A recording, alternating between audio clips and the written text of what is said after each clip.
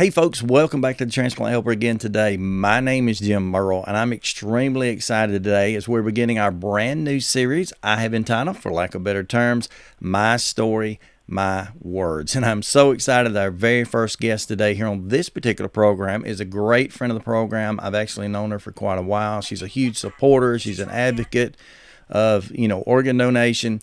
You name it, she does it. She's involved. She's got a history as a school teacher, so she has been out in the field and been out in some of this stuff that we're trying to avoid right now. But thankfully, she's safe at home this morning and willing to talk to us. So Linda Jara is with us. And Linda, I'm excited that you are here.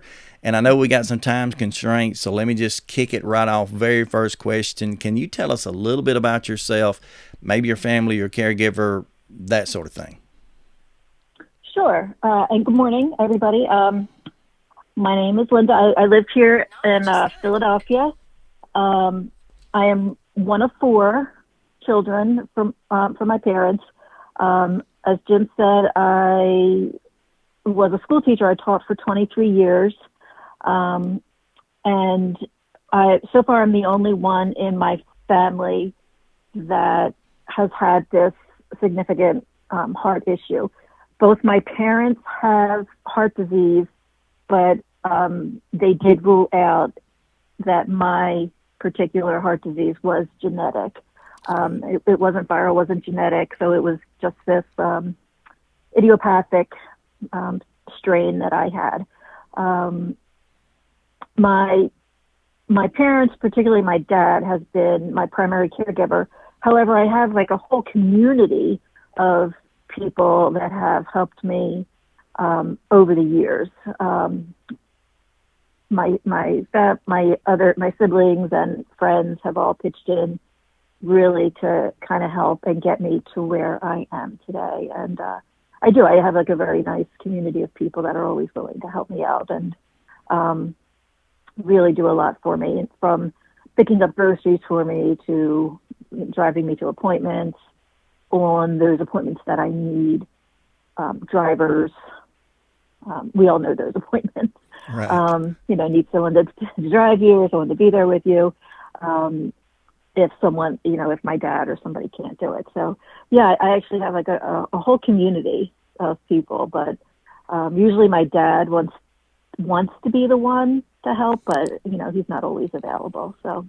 That's excellent. And you know as well as I do, even in you saying that is the key to living a quality life with this. It is about the doctors, it's about the medicine, it's about us, it's about a lot, but it is tremendously, in a huge way, it's about our caregivers and the system that we have to support us. And it sounds like you've got an excellent support system there. So let me ask you this. The way I've kind of termed it is, how were you first introduced to transplant? I mean, what was it? And I think you just mentioned something about it, but what was it that caused you to need a transplant? I was congenital, so my situation was obviously different, but tell us a little bit about that. So it was the first time I was in the hospital. I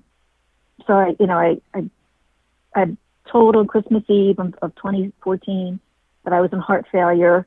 January of 2015, I was in the hospital and had my first cardiac cath, which I cried through the whole thing. Mm-hmm. It was like the biggest baby ever.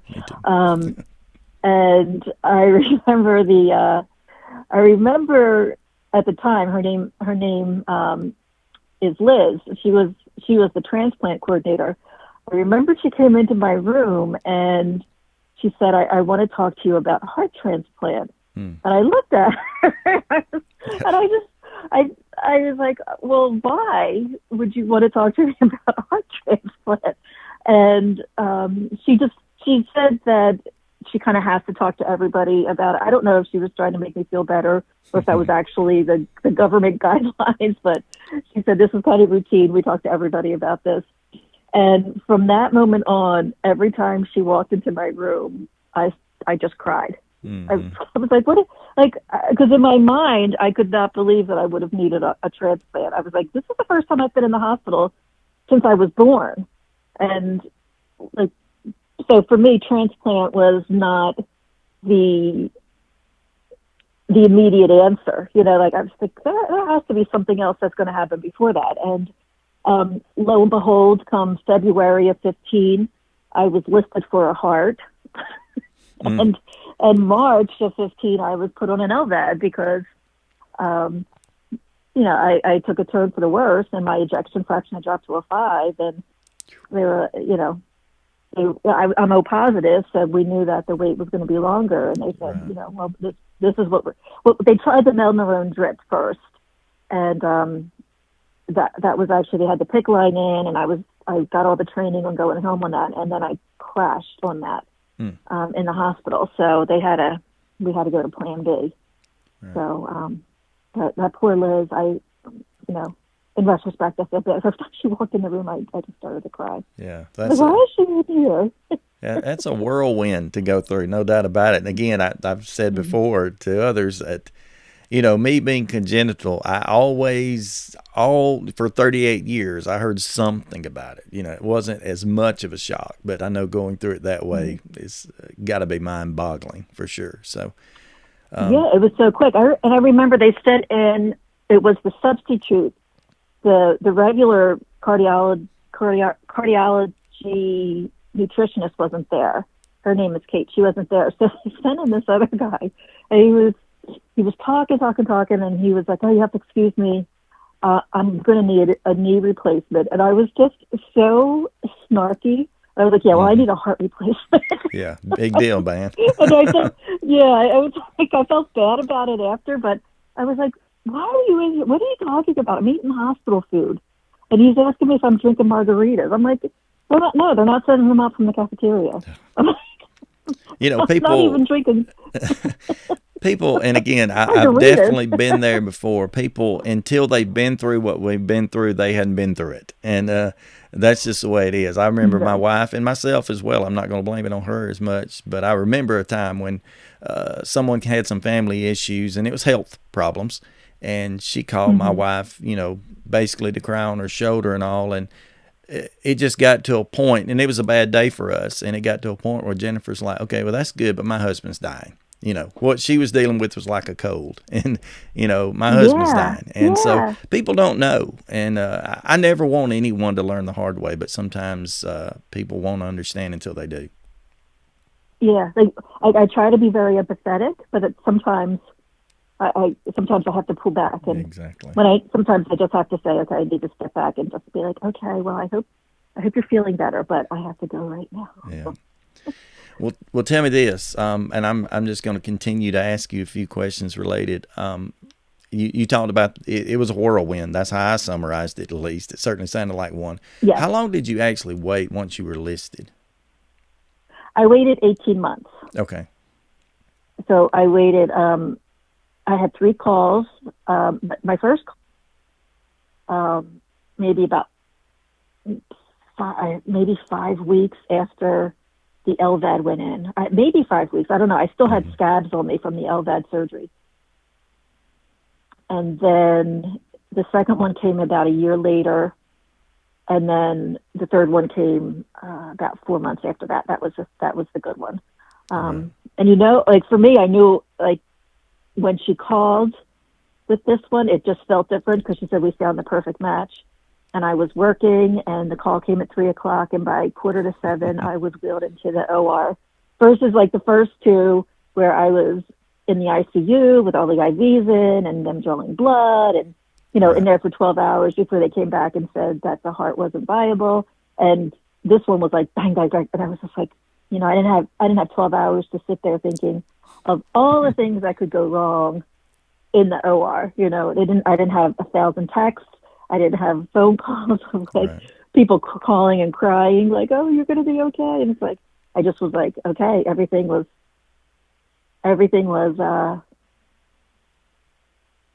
like on a schedule, and I didn't really have too much time to downtime to think I'm about to go into this procedure and have this taken care of. But I am O positive, so I knew, I knew it was going to take a little bit longer. Well, And it didn't happen. It didn't happen on a holiday. It didn't happen on a weekend. I got the call on a Wednesday, and the heart went in like early Thursday went in. That's kind of one of the things they said. Weekends and holidays will be the big time to get it.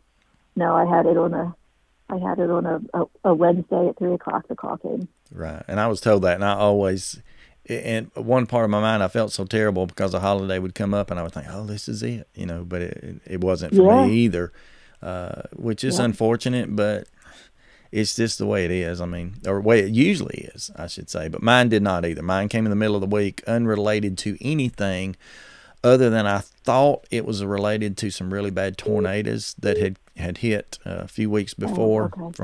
from Oklahoma, but anyway, it wasn't. So let me ask you this question then. You talk about your wait time. What was the date? Let me ask. I missed that. What was the date of your transplant then? September 22nd. September 22nd of 17. Yeah. Okay. All right. I was trying to recall that. I knew it had been several years, but like myself, we're not old veterans at this. We're just kind of still getting started in one way.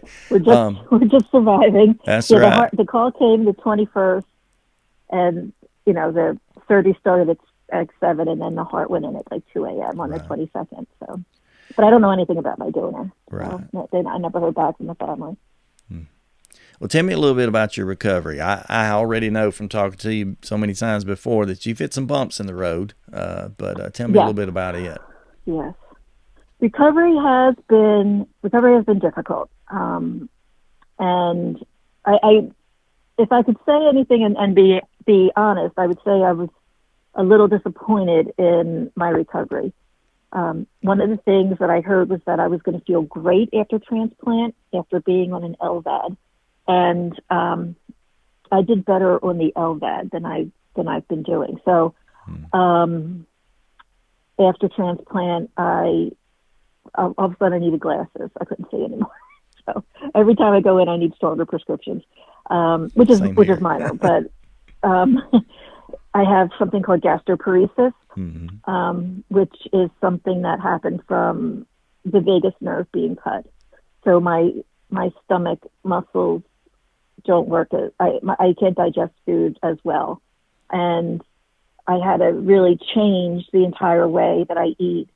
And a lot of food makes me sick. And so I could eat a lot of white potatoes. White potatoes don't make me sick. So that's one of the things I can eat. So it is. And I found this out from eating chicken broth and rice and saltine crackers for about 3 months straight without being nauseous.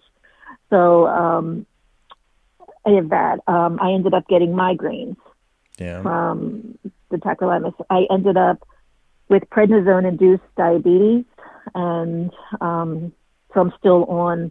Even though my A1C is a 5.1, I still have to see the endocrinologist every 3 months and things like that. But the most disappointing thing for me was that I was unable to continue teaching. I did attempt to go back to the classroom, and I had a failed attempt at returning. And I just never got my energy level back. And if I was being honest with anybody, I have about 5 good hours in me a day. And when I was teaching, I was getting up at 5:30, leaving for work at 6:45. Before noon, I was done for the day. You know what I mean? And then I couldn't leave the building until 4, not getting home, even though it's only 8 miles away. But by the time you get home, driving in the city, I wasn't home until 5 o'clock or so, and come home, and it's like, I don't want to do anything. And, you have to eat. I still have to take 8 o'clock meds. I couldn't necessarily go right to bed. So I'd take my anti-rejection meds, had to take my bedtime meds, still had to make dinner, and still had to grade, still had to, teaching is not one of those 40-hour, you leave it at the desk. So, it just wasn't something that I was going to be able to do. So, and I think that was one of the things that I found to be the most disappointing, because I really thought that was going to be something I would definitely be able to do. And at one point in my life, when I was in the LVAD, I was like, if I get transplanted, I hope the call comes in June so I could go back to work Yeah. in September, Yeah. and I don't miss any days. You Yeah. know, and everyone's gonna say I'm gonna feel great. I'll be, in 3 months I'll be ready to go back, and and I was like, whew, yeah. So, um, so I mean, I was finding things to do, but when COVID hit, everything kind of switched. So I did have Right. like a schedule every day. I did redefine who I was, but when COVID hit, everything kind of shifted again. So, Right. but I'm okay. Like when people are really going stir crazy, and I'm like, I'm not in a hospital room. Yeah. Yeah. I'm not in heart failure right now. Yeah, it stinks. I'm not going out. I'm not having anybody in my house, but it could be a lot worse. Well, plenty of I positives. could be on the breathing tube again, and we know There what you that's go. like. There are other ways to do this, and they're not fun. Yeah, but Yeah. yeah, I remember you going through that process. I think you and I probably met prior to that. If I remember some of our first conversations, you were considering going back to work, and at the time, I was advising most people not to, at least inside that first year. And you were headstrong, you did it, and then when it failed, I was heartbroken for you. It was just Yeah. I just hate it. I Yeah. really do, because I know you're a teacher at heart, and you're a Yeah. worker, and you stay busy, and you have to do things differently today, but we're blessed nonetheless. Yeah. So overall recovery's been okay. Just those bumps in the road, particularly that one being disappointing. Let me ask you this. Mm-hmm. And you can go as short or long as you want to with this, but what would you say is the best and worst thing transplant has done for you or allowed you to do? Um, the best thing besides being alive is I'm an aunt again, so I got to see I don't think I would be alive if I didn't go through this. I mean, I guess I could still be on the LVAD, but that's not an easy life either. Right. But I have a new nephew. He was born in August. Oh. So I got to see another nephew come in, and just to really just to see my nieces and nephews kind of grow and become like my oldest is 13, just to get to see her be such a beautiful young woman, from when I was first in the hospital. I think she was in second grade. Now she's in eighth. And just to see how she's changed, and how all of them have changed over the years is something I wouldn't have been able to witness Right. if I didn't have that opportunity. And and just being around in general, I think people would have missed me. I would miss you. I would have hoped that I Thank would have you. met you, but I would have missed you. And I've lost several, and it's a hard thing. I tell people all the time. I had one one of our good friends just a few weeks ago that passed, and I'm kind of in a business, if you want to call it that, where everybody I know is critically ill to some extent. So it makes it Yeah. tough. But yeah, I would have missed you, Linda. I would certainly have done that. Oh, thank you. Thank you. Anything negative to say? I mean, I'm just trying to balance things. Anything that you would call bad about transplant for you? I think the downside is, and I understand why they don't, but not having the full picture of some of the things that can happen, with the, some of the issues with vertigo that I had, and all those other little. So I found out yesterday, I didn't even know this, that tacrolimus can cause this insulin resistance. So there's like always something I'm learning.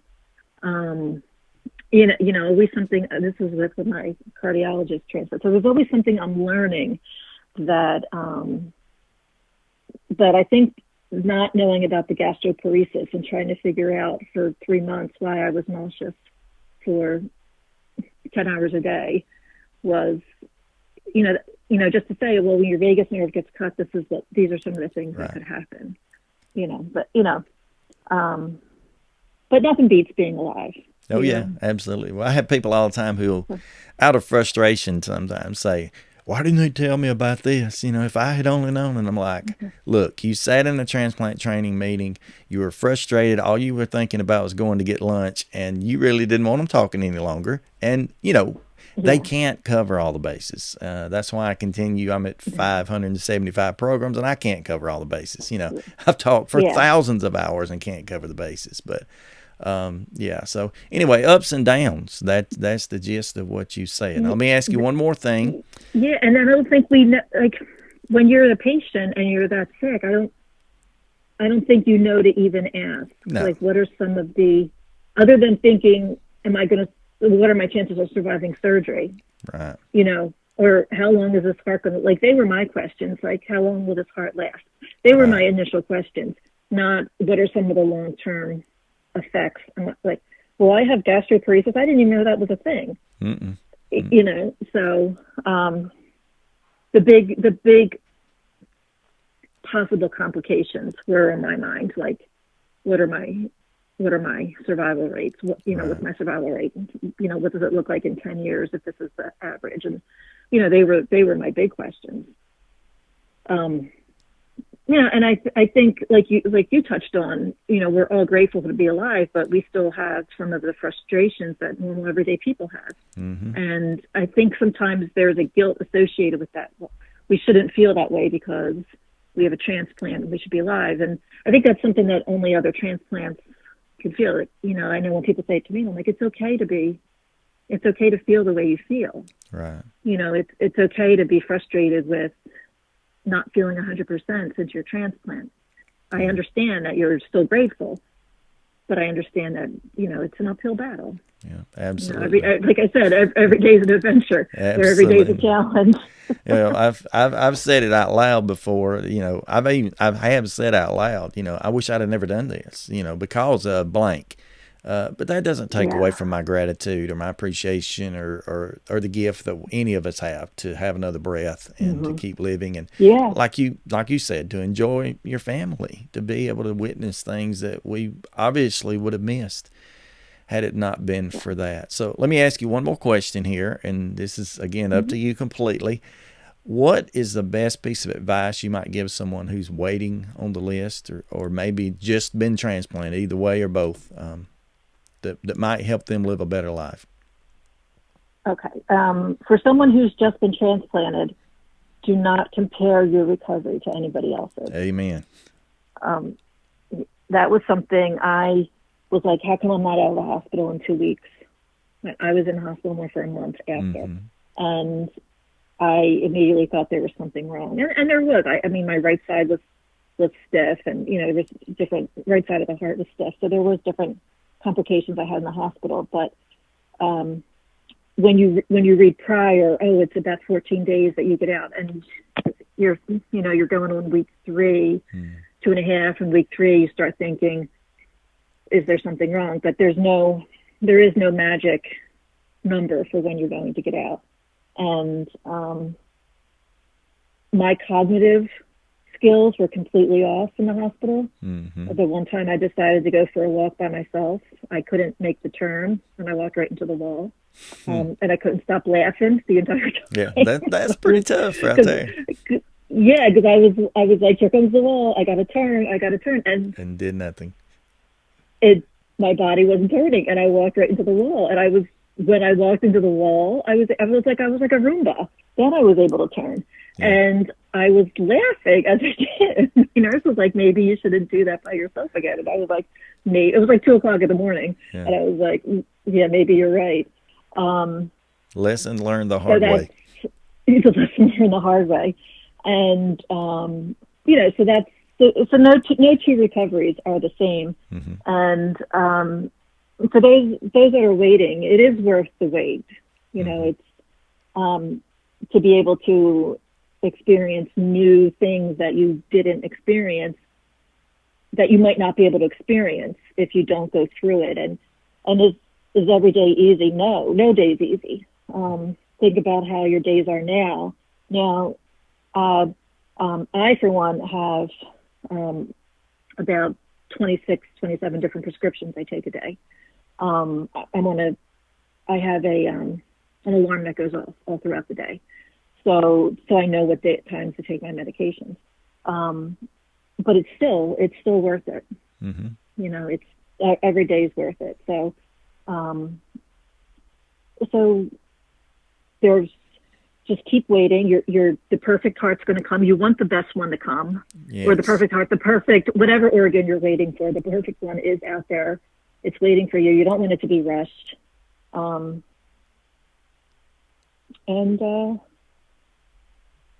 It's going to be a recovery, but it's going to be worth it.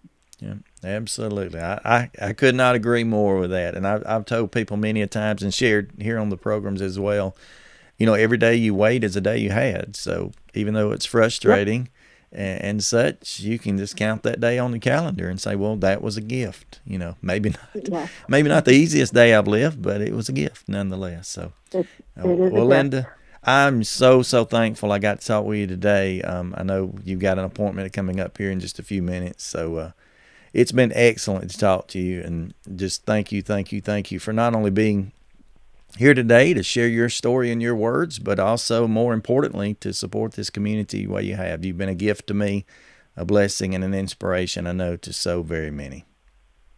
Well, you're welcome, and thank you for giving me the opportunity to share my story. Absolutely.